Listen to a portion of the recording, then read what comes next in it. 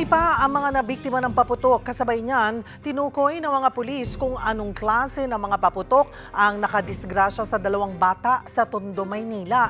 Para bigyan ng mukha ang balita, Mobile Journal, Denise Valdez Sancho. Pasado alas 8 ng gabi nitong linggo, kitang-kita sa CCTV ang malakas na pagsabog sa isang gilid ng Lorenzo Street, Abad Santos Avenue sa May Tondo. Malas lang, merong 12 anyos na lalaki sa lugar. Isa sa kanila, patay. Habang ang isa pa, sugatan at nagpapagaling sa Jose R. Reyes Memorial Medical Center.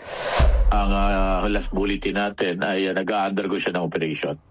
Base sa investigasyon, nakapulot sila ng piccolo at cylinder-shaped na paputok na nakakalat sa bangketa. At yung victim ko natin, yung minor natin na sa hospital ngayon, yung grade 7, siya yung nagsindi ng piccolo at pag hindi niya ron, naging dahilan naman para mag-ignite ito at masama itong hawak-hawak ng kanyang kasamahan din na isang grade 5 student. Base sa resulta ng post-blast examination ng Manila Police District, hawig sa ipinagbabawal na Goodbye Philippines o Bin Laden ang paputok na cylinder-shaped na hawak ng grade 5 student. Mahigpit nilang paalala.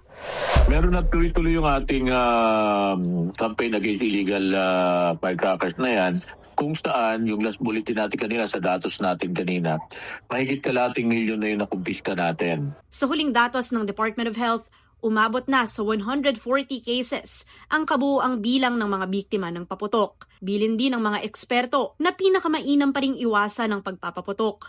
Single-use lang din ang mga paputok kaya huwag na rin daw balakin na sindihan pa yung mga nagamit na. Nakataas na rin sa Code White status ang mga ospital sa buong bansa bilang paghahanda sa mga mabibiktima ng paputok. Kasama dyan ang Jose R. Reyes Memorial Medical Center na may hiwalay ng triage area para sa mga firework-related injuries. Nakahanda na para dyan ang mga paunang lunas at panggamot sa mga severe cases tulad ng mga kailangang i-amputate o putulan.